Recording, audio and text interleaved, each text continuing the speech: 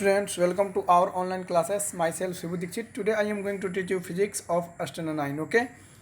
आज हमें conservation of momentum करना है। हमने आपको मोमेंटम पढ़ा दिया था कि मोमेंटम को जनरली लीनियर मोमेंटम भी बोलते हैं और उसको पी से डिनोट करते हैं। And P is equal to mass into velocity. और मैं आपको भी बताते कि मोमेंटम किसी भी मूविंग बॉडी के मोशन का मैग्नीट्यूड को बताता है। ठीक है ना। मोमेंटम किसी भी मूविंग बॉडी के मोशन के मैग्नीट्यूड को बताता है। मैग्नीट्यूड यानी उनकी क्या स्ट्रेंथ है। जैसे 5 न्यूटन, तो यहाँ पे 5 क्या होता है, मैग्नीट्यूड होता है। Okay.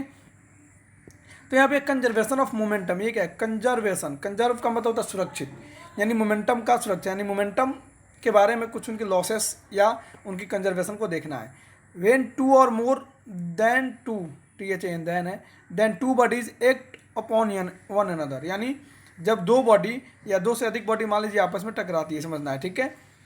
There total momentum remains constant. Their total momentum remains constant, बस यहीं तक लिखना है, आपको नहीं लिखना है। ठीक है। Their total momentum remains constant. Okay, बस कांस्टेंट तक लिख देना आप। अब इसको समझते हैं जरा। मोमेंटम है क्या, अगर मान लीजिए बॉडी चल रहा है, समझना है इसको। ओके, ये बॉडी चल रहा है, इस बॉडी की मास है मान लीजिए आप 3 किलोग्राम, और एक बॉडी ये मूव कर रहा है, इसकी मास है 5 किलोग्राम, समझना है इसको। इसकी वेलोसिटी हम मान लेते हैं that is 5 metre per second है, और इसकी वेलोसिटी भी 5 मीटर पर सेकेंड है। तो इसका मोमेंटम जो है वो क्या हो जाएगा, mass into velocity, it means 15, और इसकी मोमेंटम भी क्या हो जाएगी, डेट इज 25। अब समझना है, इस बॉडी की मोमेंटम है 15 और इस बॉडी की मोमेंटम है 25। कंजर्वेशन ऑफ मोमेंटम क्या बोलता है कि जब दो बॉडी आपस में टकराती है तो इनकी टोटल मोमेंटम, अब इन दोनों की टोटल मोमेंटम कितना है, डेट इज 40। देखिए इस दोनों बॉडी की अगर मोमेंटम हम बात करें, इस बॉडी की मोमेंटम कितना है 15 और इस बॉडी की मोमेंटम कितनी है 25, तो हो गया क्या 40। अब ये डाटा आपको याद रख लेना कि फर्स्ट बॉडी की मोमेंटम 15 है और सेकेंड बॉडी की मोमेंटम 40 है। अब इसको देखते हैं। मान लीजिए दोनों बॉडी चल रहा है, ठीक है, चलते चलते आपस में कहीं इनका कोलिजन हो गया, यानी टकराहट हो गया। मान लीजिए दोनों आपस में कोलाइड कर गए, उसको कोलिजन बोलते हैं, यानी कि टकराहट। ठीक है। तो इन दोनों का जो टोटल मोमेंटम आपका 40 था ना, वो 40 ही होगा। यही बोलता है कंजर्वेशन ऑफ मोमेंटम। वो कैसे 40 होगा इसको हम देखते हैं, अभी आपको बताएंगे भी। ठीक है। और किसके लिए वैलिड है ये भी आपको बताऊंगा। तो ये होता है टोटल मोमेंटम, यानी दोनों बॉडी की जो कुल मोमेंटम थी 40, वो 40 ही होगी, चाहे वो कोलिजन के पहले हो या फिर कोलिजन के बाद हो या फिर ड्यूरिंग कोलिजन हो, यानी कोलिजन के टाइम हो, टकराहट के टाइम हो। यहाँ पे देखते हैं, the law of conservation of momentum means that whenever one body gain momentum, gain means पाना, then same other body must lose an equal amount of momentum. जैसे अब इसको फिर से देखते हैं, ये बॉडी मान लीजिए था और एक ये बॉडी था। जब इस बॉडी ने इसको टक्कर मारा, समझना है, इसकी स्पीड मान लीजिए कितनी थी, 5 मीटर पर सेकेंड थी, और उसकी मास 3 थी, 3 kg, तो मोमेंटम कितना था, डेट इज 15। कुछ भी हो सकता है डाटा। और इसकी मान लीजिए मास 5 था और आपके स्पीड भी 5 थे, देन टोटल मोमेंटम इसकी कितनी थी 25। इट मीन्स दोनों की टोटल मोमेंटम क्या थी 40। अब समझना है, अगर ये दोनों बॉडी टकराते हैं तो टकराने से ऐसा हो सकता है कि इस बॉडी, जैसे कि एक भारी, एक हेवी ऑब्जेक्ट है मान लीजिए, अगर फील करें हम, तो जब ये दोनों टकराएगा तो इसकी वेलोसिटी कुछ ना कुछ बढ़ जाएगी, समझना इसको। इसकी मास तो वहीं रहेगी, मान लीजिए मास अगर 5 है तो 5 ही होगा, और वेलोसिटी इसकी बढ़ जाएगी। वेलोसिटी बढ़ के आप मान लो 5 से 6 हो गया, 5 से कितना हो गया 6, तो इसकी मोमेंटम इस टाइम कितनी होगी 30, और जब ये टकराएगा तो इसकी वेलोसिटी क्या होगी, कहीं ना कहीं कम होगी। मास तो 3 रहेगा और उसकी वेलोसिटी कम हो जाएगी। मान लीजिए आपका एक्चुअली में अप्रॉक्स में 3.33 हो गया, तो ये जब मल्टीप्लाई करेंगे तो 3 3 9 पॉइंट समथिंग, यानी 30 और 9 point something is equal to 40 का अप्रॉक्स हो गया। यानी कहने का मतलब ये कि अगर एक बॉडी, ये दो बॉडी टकराएंगे, सिंपल सी बात है, तो किसी एक बॉडी की वेलोसिटी इंक्रीज होगी और एक बॉडी की वेलोसिटी डिक्रीज होगी। तो जिसकी वेलोसिटी इंक्रीज होगी उसका मोमेंटम इंक्रीज हो जाएगा, और जिसकी वेलोसिटी डिक्रीज होगी उसका मोमेंटम डिक्रीज कर जाएगा। तो एक का मोमेंटम घटा तो एक का बढ़ा, तो ओवरऑल मोमेंटम तो वहीं रहा, समझना है। अगर आपके एक ऐसा कॉन्सेप्ट हो गया, मान लो कोई पर्सन है, ठीक है, इसके यहाँ एक हाथ में मान लीजिए 3 लड्डू है और इस हाथ में 1 लड्डू है, ठीक है। अब किसी ने क्या कि इसकी एक हाथ का लड्डू को उठा के इसमें दे दिया, तो इस हाथ में 2 लड्डू हो गए और इस हाथ में भी अब 2 लड्डू हो गए, तो टोटल तो 4 ही हुए। बस मैटर है कि एक हाथ में आपका घटा और एक हाथ में आपका बढ़ा। सेम मोमेंटम होता है जब दो बॉडी आपस में कोलाइड करते हैं, टकराते हैं, उनका जब कॉलिजन होता है, ओके, तो कॉलिजन के बाद एक की वेलोसिटी इंक्रीज होती है और एक की वेलोसिटी डिक्रीज होती है, और इस तरह से जो टोटल मोमेंटम है वो क्या रहता है, हमारा कंजर्व होता है। यही है principal of conservation of momentum. But इसमें एक बहुत ही इंपॉर्टेंट बात है, ये देखिए, momentum is never created not destroyed, ये आपको याद कर लेना। मोमेंटम ना तो डिस्ट्रॉय होता और ना ही इसको हम क्रिएट कर सकते हैं, सिर्फ एक रूप से दूसरे रूप में कन्वर्ट हो जाता है। जैसे एनर्जी होता है ना, आपने गीता में भी सुना होगा, डेट आत्मा ना मरती है ना पैदा होती है। आत्मा क्या एनर्जी ही है, एनर्जी क्या है, neither be created nor be destroyed, same momentum के साथ होता है, ठीक है। अब जरा इस नोट को देखिए, ये नोट बहुत इंपॉर्टेंट है। The law of conservation of momentum is also known as principle of conservation of momentum. Principle of conservation of momentum, here principle of conservation of momentum add कर लेना, ठीक है। और उसके बाद एक note, conservation of momentum is valid only for perfectly elastic body. ये body है, momentum is valid only for perfectly elastic body, BODY, यहाँ पे बॉडी है, ठीक है ना। अब इसका मतलब क्या होता है, परफेक्टली इलास्टिक बॉडी क्या होता है। देखिए ऐसे दो बॉडी, जैसे एक रबर बॉल है मान लीजिए और एक ये रबर का बॉल है, ओके।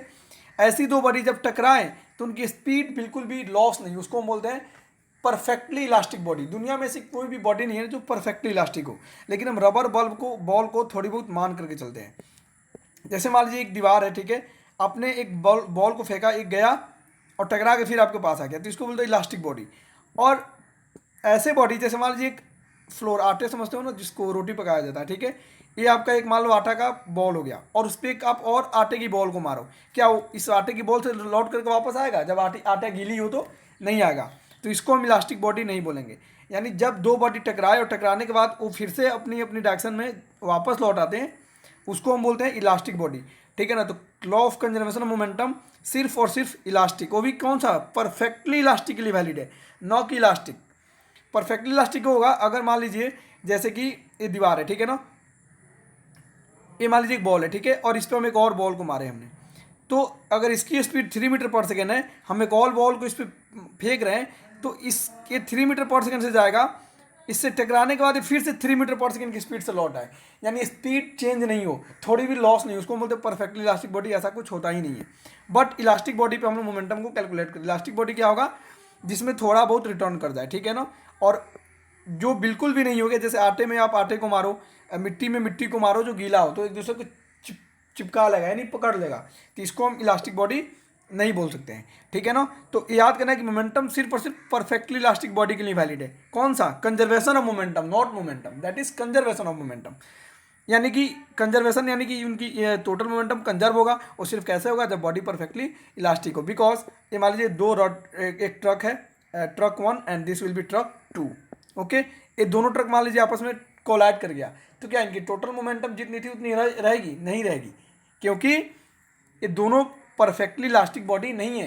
क्या दो ट्रक आपस में कोलाइड करेंगे, मान लीजिए एक ट्रक है एक ट्रक है, दोनों कोलाइड करेंगे, कोलिजन होता है इनका, तो क्या ये लौट आएगा अपनी जिस स्पीड में, मान लीजिए 3 मीटर पर सेकेंड से था, परफेक्टली इलास्टिक नहीं होगा। देखिए अगर ये ट्रक 3 मीटर पर सेकेंड से और ये भी स्पीड, ये ट्रक 10 मीटर पर सेकेंड की स्पीड से, दोनों जब टकरा रहे हैं, तो परफेक्टली इलास्टिक का मतलब ये टकराने के बाद 3 मीटर बैक आ जाए पर सेकेंड में, और ये 10 मीटर जितनी स्पीड थी उतना इधर बैक आ जाए। क्या पॉसिबल है? नहीं है। तो ऐसे कोई भी बॉडी नहीं है जो ऐसा कर सके। लेकिन कुछ हद तक हम रबर को, जो स्पंज वाले रबर होते हैं ना, उनको परफेक्टली इलास्टिक बोलते हैं, बट रियल में परफेक्टली इलास्टिक कुछ भी नहीं होता है। ट्रक, बस है, तो ये सब तो बिल्कुल भी इलास्टिक नहीं है। क्योंकि आप देखिए अगर बस का कोलिजन होगा, दो बसें आपस में कोलाइड करती हैं, उनका कोलिजन होता है, तो क्या है, दोनों अगर 70 किलोमीटर पर आवर था और ये भी 70 किलोमीटर पर आवर, तो क्या कॉलिजन के बाद ये 70 किलोमीटर पर आवर की स्पीड से पीछे हटता है कभी, या ये उतना हटता है? नहीं। इसका मतलब ये परफेक्टली इलास्टिक बॉडी नहीं है, यानी यहाँ पे मोमेंटम का कुछ ना कुछ लॉस हो जाएगा। मैं यही आपको समझा रहा था। It is not valid for elastic body या प्लास्टिक बॉडी, यहाँ पर ऐड कर देना, it is not valid for elastic body या प्लास्टिक बॉडी। अब प्लास्टिक बॉडी क्या होंगे? वहीं जिनका मतलब इलास्टिसिटी 0 हो, यानी उनमें रिगेनिंग कैपेसिटी नहीं हो। अब यहाँ पे देखिए एक क्वेश्चन है, proof the law of conservation of momentum. अब हमने इसे प्रूफ करना है, कंजर्वेशन ऑफ मोमेंटम को। हमने बोला टोटल मोमेंटम कंजर्व है, तो इसको प्रूफ करते हैं। देखिए suppose 2 bodies A and B, हमने माना कि दो बॉडी है ए और B of mass m1 and m2, यानी ये बॉडी ए हो गया और ये बॉडी बी हो गया। इसकी मास m1 हो गई और इसकी मास m2 हो गई, ठीक है ना। Are moving with initial velocity u1 and u2 respectively. Initial velocity को u से डिनोट करते हैं और फाइनल वेलोसिटी को v से। तो यहाँ पे दो बॉडी है, तो इसकी इनिशियल वेलोसिटी हमने u1 मान लिया और इसकी इनिशियल वेलोसिटी हमने u2 मान लिया, ठीक है। अब देखते हैं आगे। सपोज आफ्टर सम टाइम, मतलब चलते चलते कुछ टाइम के बाद ए और बी आपस में कोलाइड हो गया, यानी कि टकरा गया, ठीक है। फॉर शॉर्ट टाइम, मतलब छोटे समय के लिए टकराते हैं, and velocity of A and B becomes v1 and v2। समझिएगा, जैसे कि अगर मान लो ये आपका बॉडी हो गया नंबर 1, ठीक है, आप डायग्राम बना लेना ऐसे, और ये हो गया आपका बॉडी 2। यहाँ पे आप लिखना मास m1, यहाँ पे लिखना मास m2, इसकी इनिशियल वेलोसिटी u1, इसकी इनिशियल वेलोसिटी u2, और इसकी टकराने के बाद अब जो वेलोसिटी होगी क्या होगी, फाइनल वेलोसिटी। तो फाइनल वेलोसिटी को v से लिखते हैं, तो इसकी v1 और इसकी v2। तो आप डायग्राम ऐसे बनाओगे, पहले ये बॉडी अलग रखोगे आप, ठीक है, और ऐसे दिखाओगे दोनों चल रहा है, ठीक है। चलते चलते एक टाइम ऐसा आ गया दोनों आपस में क्या कर जाएगा, ऐसे कोलाइड कर जाएगा। आपके फेयर में डायग्राम होना चाहिए, और ये डायग्राम बनेगा कहाँ से, मतलब कहाँ पे ये बता दे रहा हूँ, पहले बना लेना, और जो मैं लिखा वो लिख देना आपको। और ये डायग्राम आपको बनाना है यहाँ पे, मतलब इसको लिखने के बाद नीचे आप बना लेना, ठीक है। उसके बाद से आप बाकी स्टेटमेंट को लिखना। अब इनकी वेलोसिटी v1 v2 हो गई रेस्पेक्टिवली मीन्स जो मास m1 था उसकी v1 हो गई, और जिसका मास m2 था उसकी फाइनल वेलोसिटी v2 हो गई। अब देखना हमको, suppose body A exert a force f1 on body B. हमने ऐसा मान लिया कि बॉडी ए जो है, मतलब ये जो बॉडी ए है वो बॉडी बी पर क्यों जाकर टकरा रहा है, एफ फोर्स लगाता है, and body exert a force f2 on body A, और ए भी तो इस पर कोई फोर्स लगाएगा, तो ए f1 लगा रहा है फोर्स और ए f2 लगा रहा है फोर्स। अब समझिएगा न्यूटन के थर्ड लॉ यूज़ करेंगे, पहले यहाँ पे देख लेते हैं। Let acceleration is body A is A, मतलब बॉडी ए में जो एक्सेलरेशन हो क्या है a1 है, और बॉडी बी का जो एक्सेलरेशन हो क्या है a2 है। यानी इसको ओवरऑल देख लेते हैं एक बार फिर से। हमारे पास दो बॉडी है, ठीक है, इसकी मास m1 है, इसकी मास m2 है, इसकी इनिशियल वेलोसिटी u1, इसकी इनिशियल वेलोसिटी u2, इसकी फाइनल वेलोसिटी v1, इसकी फाइनल वेलोसिटी v2, इसका एक्सीलरेशन a1 और इसका एक्सीलरेशन a2 है। हमारे दो बॉडी के दोनों डाटा डिफरेंट डिफरेंट है, ठीक है ना। अब ए बॉडी इस पर टकराएगा तो एक फोर्स लगाएगा, उस फोर्स का नाम होगा F1, और ए भी तो इस पर फोर्स लगाएगा तो इस फोर्स का नाम क्या होगा, F2। यानी जो बॉडी 1 फोर्स लगाएगा उसका नाम F1 होगा, और जो बॉडी 2 फोर्स लगाएगा उसका नाम F2 होगा। अभी तक हमने यही सीखा और कुछ नहीं। अब देखते हैं एक्सीलरेशन ऑफ बॉडी बी क्या हो जाएगा, A2। बॉडी बी में क्या होगा, एक्सीलरेशन। एक्सेलरेशन का फॉर्मूला क्या होता है, rate of change of velocity, यानी final velocity minus initial velocity by time. तो बॉडी बी की फाइनल वेलोसिटी v2 और इनिशियल वेलोसिटी u2, तो v2 minus u2 by time, ये हो गया। अब बात करते हैं फोर्स का फॉर्मूला क्या होता है, मास इंटू एक्सीलरेशन। तो हम बॉडी 2 की फोर्स निकालते हैं अगर F2 की, तो क्या हो जाएगा F2 m2, क्योंकि मास 2 इंटू एक्सीलरेशन 2, और F1 की फोर्स क्या हो जाएगी, यहाँ पे F2 है, सॉरी F1 नहीं है, मतलब यहाँ पे F बराबर m है, तो F2 यानी बॉडी 2 के लिए m2 इंटू a2, और एक्सेलरेशन 2 की वैल्यू कितनी है, a वाला है, v2 minus u2 by T. तो हमने यहाँ पे इसको पुट कर दिया, मीन्स की F2 है, ठीक है ना। F2 इज इक्वल टू मास, तो इसका मास 2 है, इंटू एक्सेलरेशन, इसका एक्सेलरेशन a वाला है, हमने यहाँ पे डाल दिया। अब बॉडी 1 की हम बात करेंगे, ठीक है ना। तो बॉडी 1 के लिए एक्सेलरेशन क्या हो जाएगा, final velocity v1 minus initial velocity u1 by T. तो इसका F1 क्या हो जाएगा, ये F1 होगा, ठीक है ना। यहाँ पे रॉन्ग लिखा है, यहाँ पे क्या होगा F1 क्या हो जाएगा, m1 इंटू a1, तो एक्सेलरेशन 1 का वैल्यू a है, ये हमने पुट कर लिया। अब समझना है, जब बॉडी टकराएगा, न्यूटन थर्ड लॉ याद करो, ए बॉडी है, जब आपस में टकरा रहे हैं तो ए जितना फोर्स लगाएगा उतना ही फोर्स ए भी लगाएगा। Newton second law of motion, sorry third law, but in opposite direction, यानी जो F1 होगा वहीं F2 भी होगा, लेकिन F2 की वैल्यू निगेटिव होगी क्योंकि इसका डायरेक्शन अपोजिट होने वाला है। यानी यहाँ पे F1 बराबर F2 हो जाएगा from Newton third law of motion. F1 is equal to F2, magnitude में इक्वल है बट डायरेक्शन डिफरेंट होता है, मैं पढ़ा चुका हूँ, तो यहाँ पे माइनस लगा देंगे क्योंकि डायरेक्शन अपोजिट होगा, ठीक है। अब देखते हैं, वैल्यू डाल दीजिए यहाँ पे यहाँ पे m, मतलब ये हो गया। अब वैल्यू पुट करना m2 और m वाला एक्सेलरेशन का जो वैल्यू है आपने यहाँ पे पुट कर लिया। और एक चीज़ और केयर करना आप, चूंकि हम फर्स्ट बॉडी को मान के चल रहे हैं ना, इसलिए यहाँ पे आप F2 इधर रखना और F1 को इधर रखना, ठीक है ना। मतलब F2 is equal to minus F1 कर लेना। वैसे वो भी सही था, लेकिन उसके अकॉर्डिंग मतलब रिजल्ट थोड़ा सा इसमें हमको चेंज करना पड़ेगा, तो ये चेंज करना थोड़ा टफ होगा। मैं सीधे इसको चेंज करवा देता हूँ। यहाँ पे आपने इसको F2 is equal to minus F1 लिख लेना आराम से, ठीक है। अब F2 की वैल्यू पुट कर लो।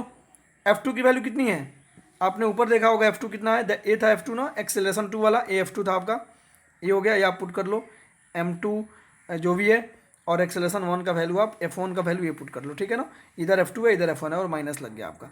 अब समझना इसको ज़रा, आप मल्टीप्लाई करोगे तो क्या निकल के आएगा, टी से टी कट जाएगा, पहले नीचे नीचे कट जाते हैं, सेम है तो अब देखिए m2 into V two minus U two is equal to m1 into V one minus U one, ये जो बच गया हमने लिख लिया।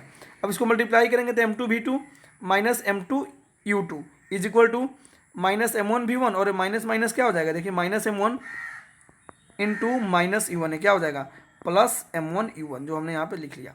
अब ऐसा करते हैं, v वाले टर्म को एक साथ और u वाले टर्म को एक साथ कर लेते हैं।